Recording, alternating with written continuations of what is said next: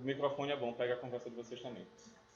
Então é o seguinte, o que é que a gente vai ver nessa aula? Tá? A gente vai falar, olha a frescura começando, sobre, faz de conta que isso é em cima, tá? Pronto, conformação plástica. Como eu falei no início, vocês aí com a massinha de modelar, então o que danado seria conformar plasticamente? A gente aplicar uma força a um metal e dar forma a esse metal. Então a gente vai começar a estudar hoje esse tipo de conformação, tá? Que conformar nada mais é do que dar forma. Então, basicamente, quais são os processos que existem na conformação plástica, tá? Ou como danado a gente consegue chegar a essa conformação plástica. Então, basicamente, eles vão ser divididos em função dos esforços que são aplicados. Então, tem esforços que podem ser por compressão direta, por compressão indireta, contração, dobramento e cisalhamento, tá? Então, vou conseguir dar forma utilizando um desses elementos, ou mais de um, tá? Então, por exemplo, brincando com tesoura, quero cortar um papel. Então, para cortar um papel, eu uso o quê? Tesoura, muito, muito bem, isso daí. Então, por que eu uso uma tesoura? O que danado está acontecendo na tesoura? Uma tesoura, desenho muito bem feito aqui. Veja só. Estou me perdendo, porque eu estava trabalhando com desenho. Então, o que é que vai acontecer com a tesoura? Quando eu faço a força aqui de fechar esse negócio, então aplico uma força num sentido, uma força em outro sentido. Isso aqui é conhecido lá de binário de força. Então, duas forças, mesma intensidade, sentidos opostos, e essa força pega no material e termina cisalhando o material, ou seja, cortando o material. Mesmo procedimento que ocorre quando a gente sofre uma queda, tá? Você vai correndo e tropeça no próprio pé, as mãos vão para o chão e vão ser cisalhadas, tá? Então, esses processos aqui são utilizados para obter o metal naquela forma que a gente quer. As operações de conformação mecânica são processos de trabalho dentro da fase ou dentro da zona plástica, ou seja, eu vou ter lá o gráfico, daqui a pouco a gente vai mostrar a tensão deformação, muito bem desenhado por sinal. Então, tem uma região mais ou menos definida que eu vou ter uma deformação ou uma zona elástica. E vou ter toda uma outra região que eu vou ter uma zona plástica. E nessa zona plástica eu tenho a maior, ou a deformação que é permanente, tá? Então os processos são os seguintes. Compressão direta. Eu vou ter dois tipos de processo. Eu vou ter a laminação e o forjamento. Desses dois aí, qual que vocês acham que é laminação e qual que vocês acham que é forjamento? Obviamente vocês vão dizer o que tem o nome, né? Então, deixa eu ver aqui. Agora, repetindo a pergunta, qual que vocês acham que é? Que droga! Agora, qual é o nome? Então, o que é que vai acontecer, tá? Olha só, a tecnologia, rapaz, apagando não devia. Então, o que é que vai acontecer no processo de laminação? Pelo próprio nome, laminar. Qual a ideia do processo de laminação? Fazer o quê? Lâminas. Veja como a engenharia é uma coisa legal. E o que danado é fazer lâmina? O que é uma lâmina? O que danado vem a ser uma lâmina? Por que eu vou chamar de lâmina? Lâmina de barbear. O que danado é uma lâmina? Então, se eu tenho qualquer elemento que eu vou ter uma grande área e uma espessura muito pequenininha, eu tenho uma lâmina, tá? Aí tem lâmina, chapa, placa, aí vai mudando a designação, tá? Então, como eu reduzo essa espessura, então tenho processo de laminação. E como é que ocorre o processo de laminação? Eu tenho, normalmente, ou pelo menos, 2 cilindros, são chamados cilindros laminadores, e passo o metal por dentro desses, por entre esses cilindros, tá? E essa zona aqui, daqui para cá e daqui para cá, vão fazer o quê? Vão comprimir o metal. Da mesma forma que ele comprime, ele empurra esse metal para frente. E o que é que acontece com a espessura? Diminui. Tá? Então esse, simplificadamente, é o processo de laminação. Processo de forjamento. Senhor dos Anéis é o exemplo clássico. A espada lá foi forjada, não sei onde, aquele negócio todo. Então, o que é forjar? Para todo mundo que já assistiu o filme desta época aí de medieval, esse negócio todo, tem lá a figura de um cara chamado ferreiro.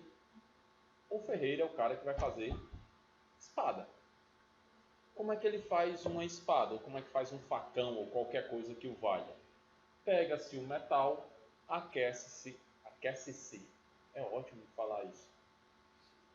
Esquenta o metal e você começa a dar pancadas sucessivas nesse metal. Daí vem outro ditado também que diz: não adianta malhar em ferro frio. Malhar, o ato de dar pancada. Então o que é que vai acontecer? Como eu estou dando pancadas neste metal, eu estou dando uma forma. Então ele começa, normalmente se você pegar um facão, por exemplo, uma parte mais espessa e vai afinando onde vai ser o fio do facão. Então essas pancadas são dadas até chegar no fio do facão, tá? Então como eu trabalho com pancadas, tá? Que aí a gente vai ver que pode ser um martelo caindo em queda livre ou através de uma máquina, então estou fazendo um processo de forjamento. Tá? Então estou usando também a compressão para dar forma. Processo de compressão indireta. Eu vou ter trefilação, extrusão e estampagem. Que danado vem a ser essa trefilação? Já ouviram falar? Nunca? Tem a mínima ideia do que se trata. Todo mundo já ouviu falar em cabos, fios e arames, não já? Basicamente o que vai diferenciar um do outro, um fio de um cabo, de um arame, é a espessura, o diâmetro do elemento. E esses elementos são feitos através do processo de... Cadê? Trefilação. Então basicamente trefilar é... Aqui eu tenho uma matriz, tá? Vocês sabem para enxergar o nome direito, mas o nome é matriz. E eu coloco o material aqui e puxo esse material através da matriz, através de um pequeno orifício. Então pego o material com diâmetro maior, puxo através desse orifício e tenho um arame, um fio, qualquer coisa que seja aqui, tá? Posso fazer canos também por trefilação. Então eu consigo sair de um diâmetro maior para um diâmetro menor. E lembrando que a força é uma força de tração. Mas aplico força de tração no metal, mas o trabalho está sendo feito pela matriz. Então ela está aplicando uma força de compressão. Só que diferente aqui eu tinha uma força direta, aqui indireta, porque essa compressão está sendo feita por causa da tração que eu estou aplicando aqui. Aí eu tenho processo de extrusão. Similar, muito similar à trefilação. Só que, na trefilação, onde é que eu aplicava a força de tração? Nessa região aqui, na saída. O que é que acontece na extrusão? eu aplico a força do outro lado. Tá? Então, a posição em que eu estou aplicando o esforço, estou mudando o processo. Tá? Então, nesse primeiro aqui tenho a trefilação, no segundo eu tenho a extrusão. O que é que serve para fazer por extrusão e por trefilação? Basicamente, fios e tubos. Tá? E tubos aí você pode imaginar de tubo com um diâmetro relativamente grande até agulhas, tá? Que são feitos por esses dois processos. Aí vem o outro, que esse daqui a gente utiliza produto advindo dele a todo instante, que é a estampagem. Onde danado eu tenho estampagem? Vamos lá, alguém já tomou um refrigerante hoje? Que droga. Cerveja. Sacanagem, segunda-feira, né? Nem sendo depois do carnaval. Vamos lá. Nós temos uma latinha. O formato até eu chegar nessa latinha, ela é feita por um processo de estampagem. Basicamente é como? Eu coloco o metal, tá? O metal é esse negocinho aqui. Metal. E venho com uma prensa. E nessa prensa, obviamente aqui eu tenho um formato, vou aplicando um esforço até obter a forma. Tá? Então, no caso, por exemplo, de uma latinha de refrigerante, de uma panela, de uma bacia, o que é que eu vou ter? Algo mais ou menos do tipo. Um copo, por exemplo, é feito por estampagem. Tem um processo similar, que é o processo de cunhagem, que aí é, por exemplo, moedas e... basicamente moedas. O relevo e o corte da moeda é feito também por pancadas, tá? Que é um processo de cunhagem. Temos ainda, por tração, a gente vai ter o dobramento e o cisalhamento. Esse dobramento pode ser com tracionamento, tá? Que aqui eu coloco a matriz e puxo de um lado e puxo do outro, e da forma que eu quero, ou simplesmente com dobramento, tá? Que é chegar num determinado ponto, aqui no caso, para fazer um ângulo aqui de 90 graus na peça, tá? Então faço o dobramento. Esse cisalhamento basicamente são os processos de corte. Então, se eu quero cortar, só que eu queria me levantar, tá? Mas se você chegar aqui e abrir a porta, tem todo o sistema da fechadura. Vou falar de longe. Então, toda essa parte aqui é tudo feito em um único processo. Então, chego com a prensa vai literalmente cortar aí o cisalhamento. A parte onde vai entrar, nesse caso aqui é limite, tá? Mas pode ser parafuso, e vai fazer essas aberturas. Então, tudo isso é feito em um único processo. Colocar uma chave apertada, a prensa vem e faz esse processo de corte. Tem uns cálculos muito bonitos para se fazer na hora de definir a força que a prensa vai utilizar, qual é a área da peça, esse negócio todo. É muito legal. Então, o que ocorre nos fundamentos para que haja a deformação plástica, tá? Então, primeira coisa, a gente deve ter em mente, para entender a questão da deformação, o que danado é limite de escoamento, o que danado é dutilidade, o que danado é limite de resistência. Então, puxando pela memória de vocês, limite de escoamento, que danado seria?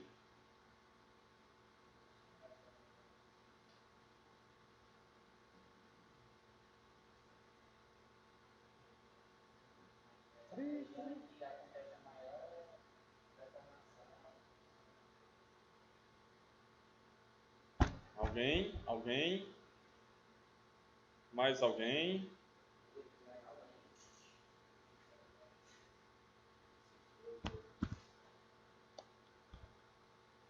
Alguém?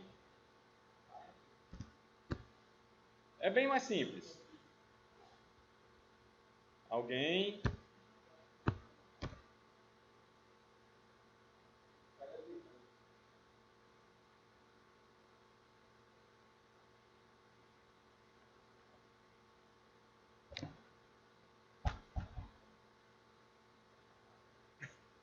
Ah, droga, não vai aparecer não. Que droga.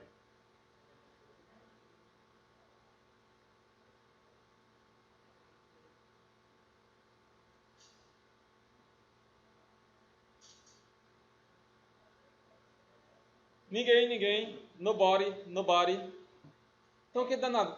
Uma definição bem simples sobre o limite de escoamento é aquele ponto em que vai definir. Deste ponto em diante, eu tenho a zona plástica. Desse ponto para trás, eu tenho a zona elástica, tá? Basicamente é isso que define o limite de escoamento. Em outras palavras, do ponto de vista mais microscópico, é o ponto a partir do qual as discordâncias começam a se movimentar. Se as discordâncias começam a se movimentar, eu passo a ter deformação plástica. Tá? Essas discordâncias em movimento vai gerar mais lá na frente um problema que vai ser o tal do encruamento. Tá?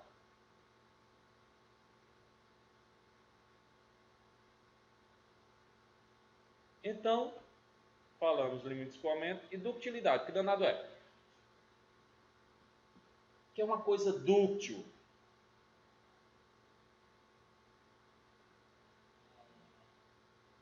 Por exemplo, essa massinha que vocês estão aí brincando, é dúctil ou frágil? Por quê?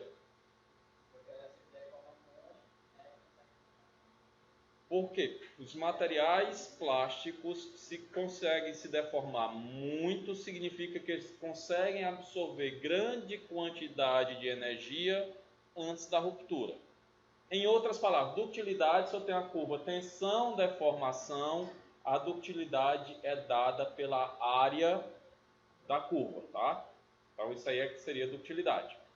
Normalmente, um material dúctil vai apresentar uma determinada resistência e uma deformação também relativamente alta. E limite de resistência?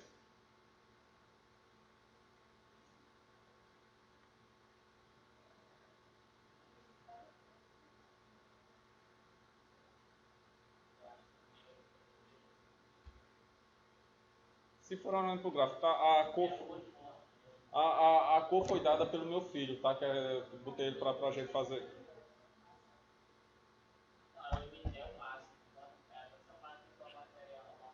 O limite de resistência é o valor máximo que o material aguenta. Aí pode cair na seguinte pergunta, tá? Por que diabos eu digo que o material suporta, sei lá, X e ele vai se romper com X menos qualquer coisa? Porque a partir daquele ponto começa a restrição do material, depois ele vai e a... Exatamente. A partir desse ponto, o que é que acontece? Começa a ter a estricção, ou seja, o material começa a diminuir. No caso, se for um corpo de prova cilíndrico, o diâmetro começa a diminuir. O diâmetro diminuindo, então a área real, a área que está sendo aplicado o esforço, está diminuindo, então, consequentemente, eu preciso de menos esforço, termina rompendo. Se a curva fosse uma curva que fosse real, isso aqui tenderia a ir para cima. Tá? Então tem região elástica, não acontece nada, tá? A deformação, o alongamento aplicado, se eu retirar o esforço, volta ao normal. E a partir do limite de escoamento, eu começo a ter uma deformação permanente. Então, as máquinas que vão trabalhar com a deformação plástica, elas têm que ser projetadas todas para trabalharem com esforço acima do limite de escoamento, tá? Tem que ser aplicar um esforço maior do que esse aí. Se não conseguir aplicar um esforço você não vai, maior do que esse, você não vai conseguir ter a deformação. Alguma dúvida aí? Basicamente, as máquinas, ferramentas vão trabalhar na zona plástica, tá? A zona elástica, efetivamente, vai ser o que a gente vai fazer, vai usar. Mas os materiais, na hora do processamento, são todos trabalhados na zona plástica. Eu estou tentando enquadrar esse negócio aqui direitinho, para que não fique muito problemático. E aí o seguinte,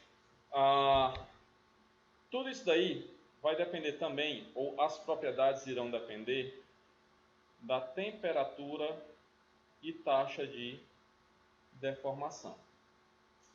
Aí diz que são variáveis importantes os processos de conformação, porque ambas têm grande influência na resistência mecânica e na deformação da liga. No primeiro caso aqui, nós temos diferentes temperaturas e esforço, tensão, e aqui deformação. No segundo caso, tudo aqui a questão de temperatura ambiente, tá? E o aumento da temperatura. E também aqui a temperatura aumentando. Então, o que é que acontece? Se eu aumento a temperatura, o que é que está acontecendo aqui com a deformação e com a tensão?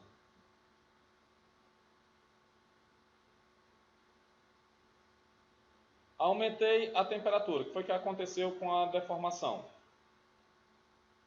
E o que é que está acontecendo com a tensão? Está diminuindo. Em outras palavras, o que é que está acontecendo? Se a gente tem um material...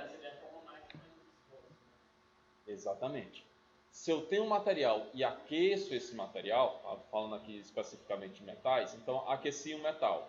Se eu aqueci o metal, o que é que acontece? Eu faço os átomos começarem a vibrar. Então, essa vibração dos átomos facilita o fato de eu conseguir deformar o material com menos esforço. Então, o trabalho a quente é mais fácil do ponto de vista de esforço do que o trabalho a frio. Tá? Porque a frio a deformação vai ter uma série de problemas, principalmente o encruamento. Aqui nós temos taxa de deformação e limite de escoamento. E aqui a mesma questão em relação à temperatura. De acordo com que a temperatura vai aumentando, a taxa de deformação também vai aumentando.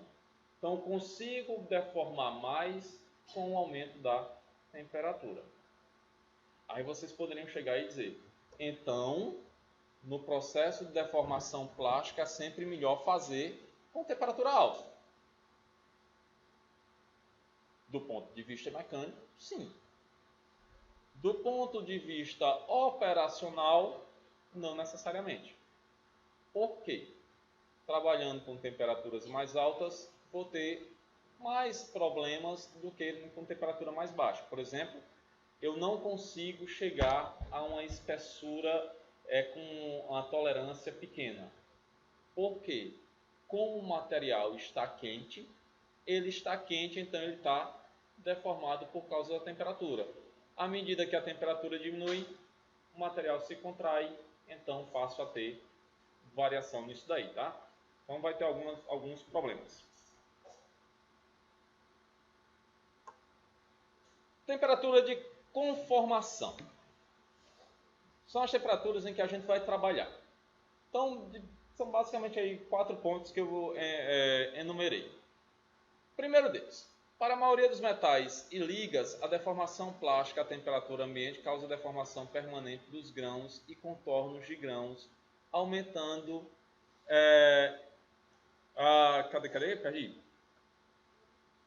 aumentando, em geral, a resistência mecânica e fazendo um decréscimo na ductilidade. Em outras palavras, ocorre o tal do encruamento. Para quem não se lembra, para quem não está ligando o nome à pessoa, o que danado vem a ser encruamento? Então, se eu pegar aqui uma carteira. Carteira é um defeitozinho, certo? Começa a empurrar essa carteira. Cheguei em outro defeito. Para empurrar 2 carteiras, eu preciso fazer mais ou menos esforço que vinham fazendo antes. 3, 4, 5, milhares. Então começo a juntar muitos defeitos, aí discordância em cima de discordância, contorno de grão, e eu começo a não conseguir ter a deformação efetiva. Tá? Preciso de mais esforço para fazer isso. Por outro lado, o que é que acontece com o material? Se ele está desse jeito, está encruado,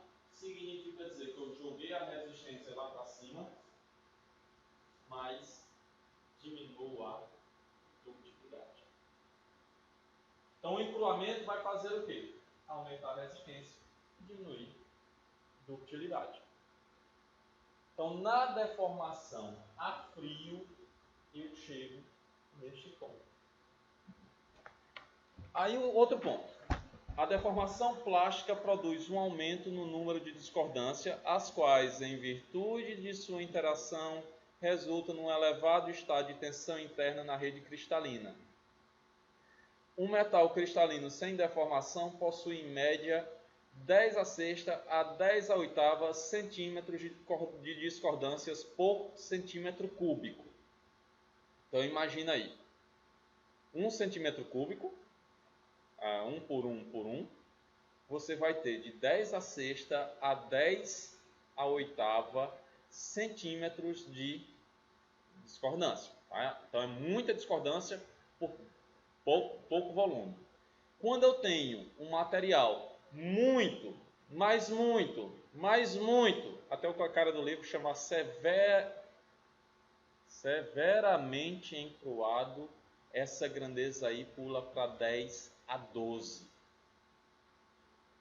Então, em outras palavras aí, dá 10 mil vezes a mais do que o maior que tinha lá antes, de discordâncias ou de discordâncias uma em cima das outras, tá? Então, altamente encruado.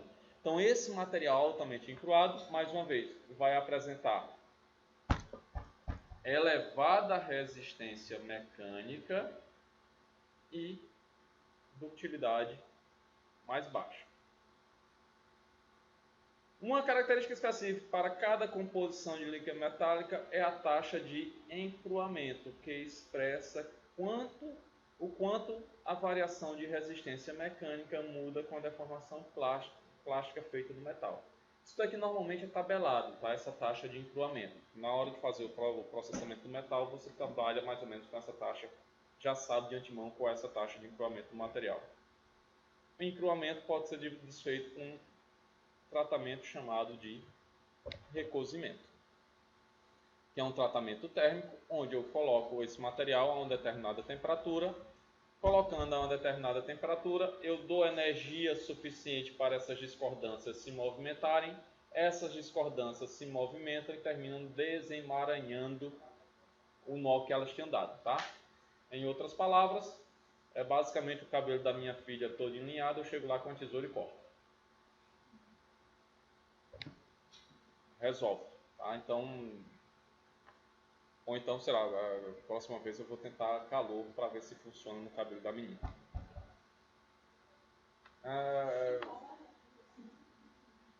Ontem ela para não dormir com o cabelo molhado por causa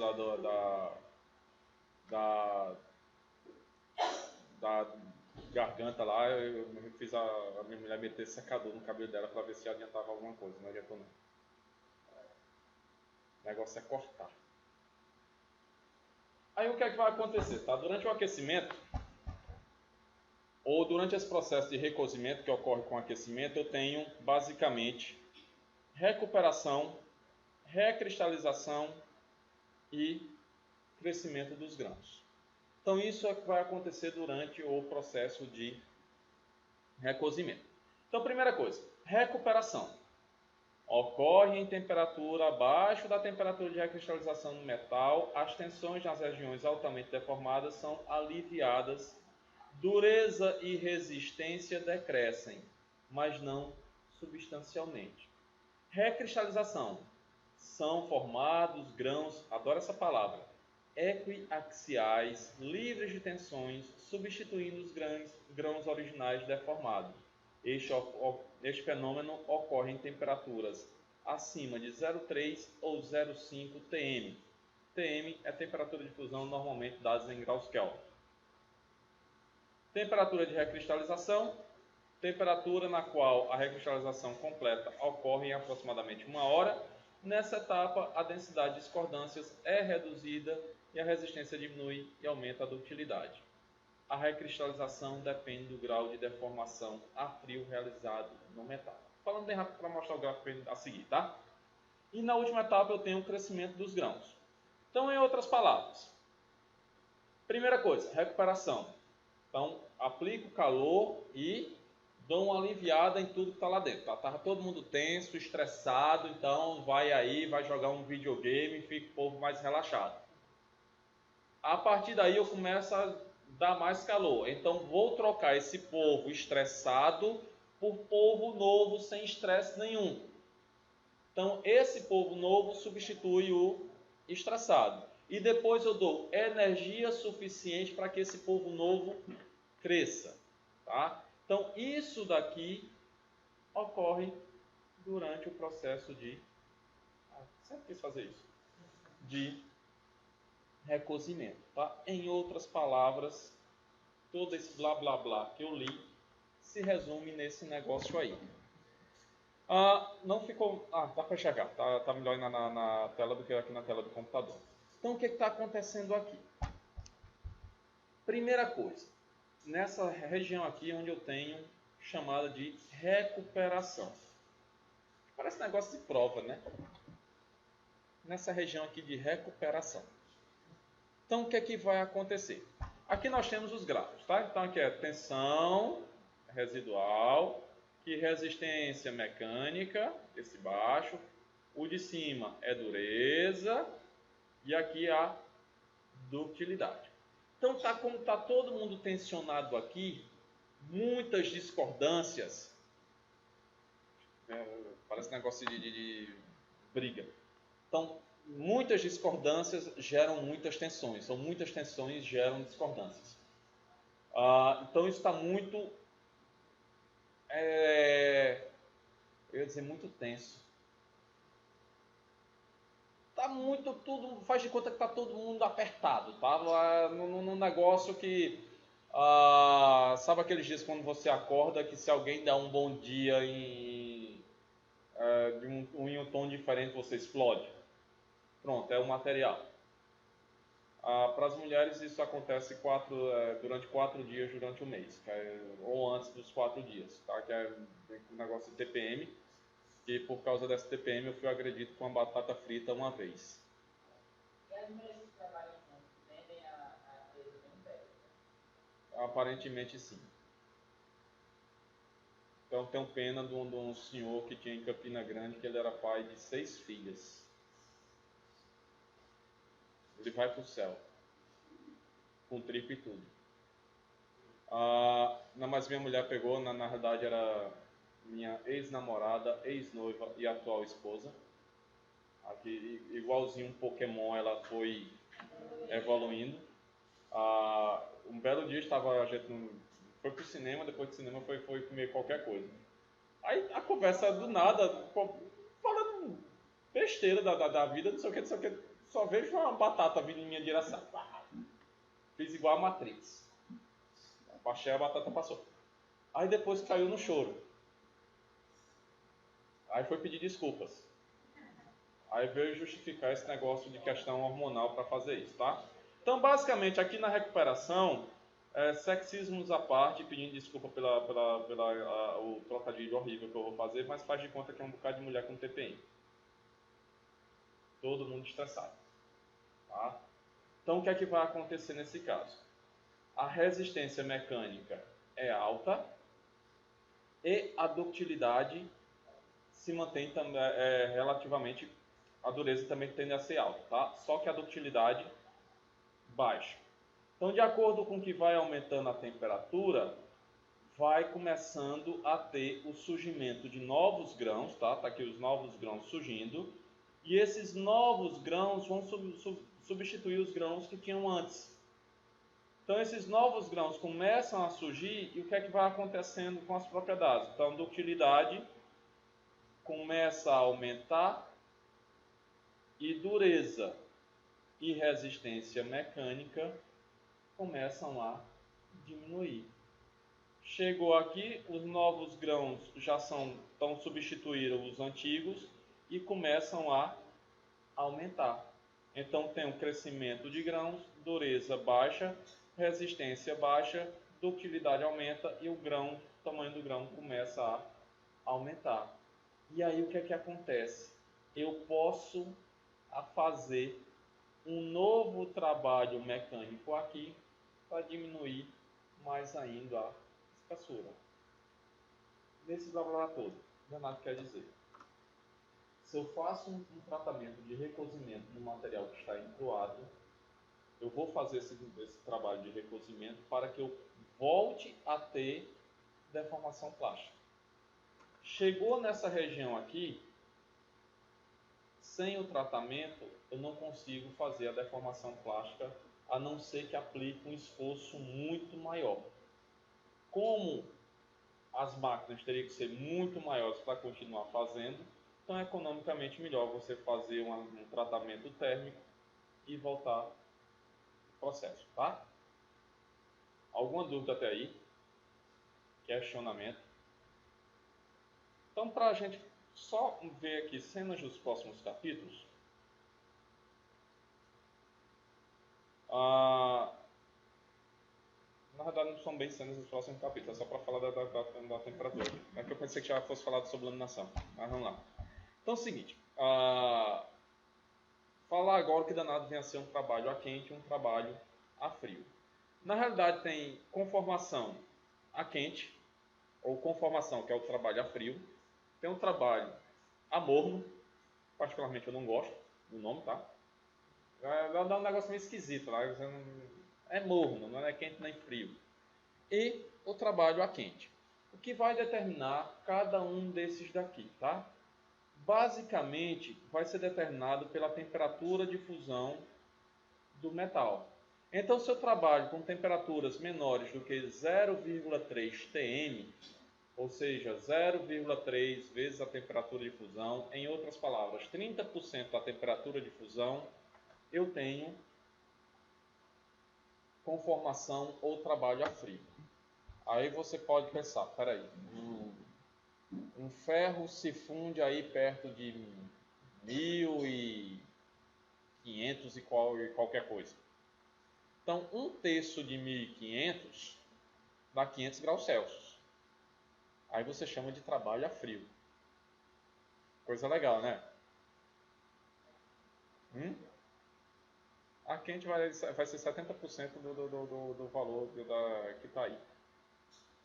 Então, temperaturas na ordem de 30% do valor da temperatura de fusão, trabalho a quente. Entre 30% e 60%, a morno. E acima de 70%, trabalho a quente, tá? Então, o que é que acontece normalmente durante o processo? Então, no processo de laminação, eu passo pelo processo de laminação, então começo a achatar os grãos, tá? Tá aqui grãozinhos achatados, todos alongados, tá? Numa determinada direção. Vem lá a formação, o crescimento de novos grãos e a recristalização completa. Dúvidas até aí? Perguntas?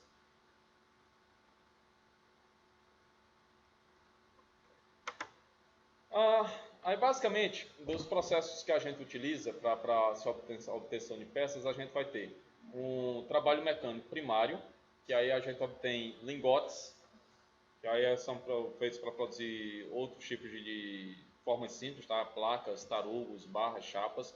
Trabalho mecânico secundário, que dará forma definitiva às peças. Trabalho mecânico, além de dar forma à peça, ele provoca uma mudança na microestrutura do material, como a gente viu no slide anterior, contribuindo para a melhora apreciável das propriedades mecânicas. O trabalho mecânico pode ser também a quente e a frio, e está relacionado com a temperatura de recristalização, como a gente mostrou. E as vantagens de se trabalhar com um ou com outro, tá? Então, o trabalho a quente permite o emprego de menor esforço mecânico, as máquinas são de menor capacidade em relação ao trabalho a frio. Por quê? Maior facilidade. Se eu estou a quente, moléculas se movimentando, mais fácil deformação. A estrutura do metal é refinada, ou seja, os grãos são modificados pelo trabalho a quente, melhorando a tenacidade. O trabalho a frio deforma a estrutura em maior e menor profundidade, o que pode afetar as propriedades mecânicas, principalmente resistência e dureza, que aumenta, e a ductilidade diminui. Isso aqui por causa do encruamento. Trabalho a quente melhora a tenacidade. Trabalho a quente deforma mais profundamente que o trabalho a frio devido à contínua recristalização que vem ocorrendo no processo. O trabalho a quente exige ferramental melhor, tá? Cilindros, matrizes, positivos, esse negócio todo. E isso tudo vai botar os custos lá para cima. Pode ainda gerar oxidação e formação de casca de óxidos no material que está sendo trabalhado. Trabalho a quente não permite obtenção de dimensões estreitas, de estreitas tolerâncias, tá? Ou seja, você trabalha com um limite de uma tolerância relativamente alta.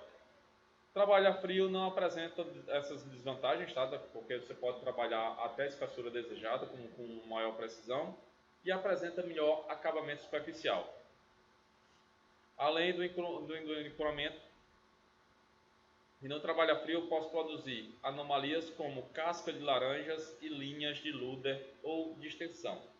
Em outras palavras, no trabalho a frio eu posso gerar problemas desse tipo, tá?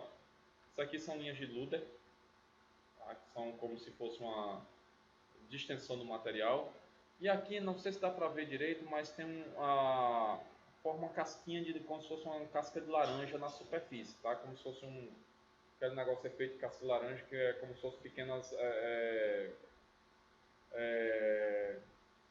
sabe, como se fosse casca de laranja, tá? Aqueles polinhos que tem lá na casca de laranja.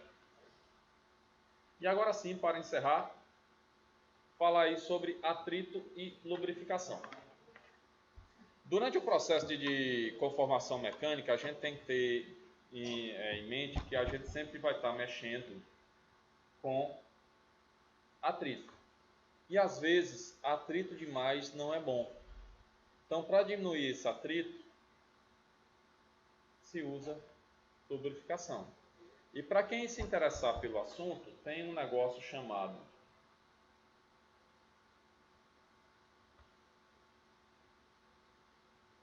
uma área da ciência que trabalha com esse negócio aí, que é para estudar o contato entre as superfícies, tá? Que aí é ver o que desgasta, o que desgasta, o que tipo que danado a gente coloca lá para evitar o atrito e tudo mais. Então, para alguns processos, mais de 50% da energia envolvida para vencer ou conseguir a deformação é o atrito. Em outras palavras, é como se você tivesse um motor a combustão interna que a eficiência dele chega de perto de 30%. Então 70% é perdida na forma de calor. E do ponto de vista econômico é uma porcaria você ter um motor de combustão a combustão interna. Você perde muita energia por calor. O atrito em vários processos como conformação é indesejável porque o fluxo de metal é retardado, causando tensões residuais e defeitos. A força e a potência necessária ao processo são aumentadas e ainda ocorre desgastes nas ferramentas ou matrizes que leva à perda de precisão dimensional. Bem reto, tá? É horrível fazer isso desse jeito. Próxima vez eu coloco a mesa do outro lado. Aí para evitar isso aqui eu uso lubrificante. E esse lubrificante ele é aplicado na interface ferramenta-peça. Em muitos processos, a conformação para reduzir os efeitos negativos do atrito. Além disso, servem como barreira térmica entre a peça, a ferramenta ou a matriz e retiram calor e minimizam a corrosão. Os lubrificantes utilizados basicamente têm que ser fáceis de aplicar e fáceis de remover, não podem apresentar toxicidade, odor ou flamabilidade, seria sensacional se pegasse fogo, tá? Não pode reagir com a superfície da peça, tem que apresentar molhabilidade, todo mundo entende esse termo molhabilidade?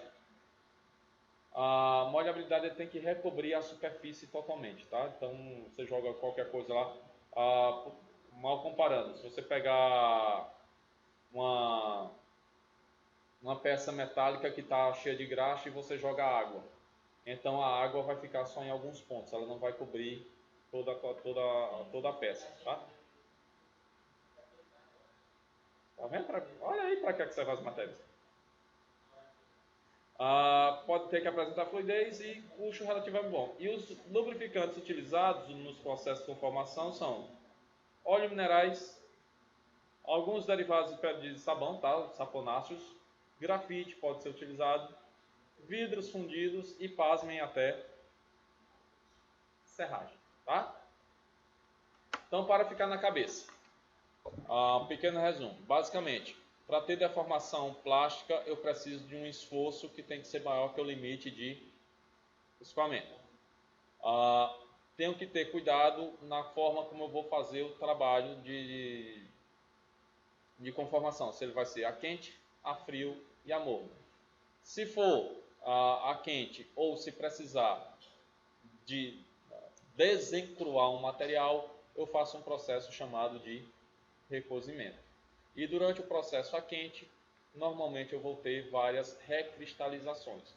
Ou seja, aquece, região tensionada, núcleo novos grãos e os grãos novos crescem, tá?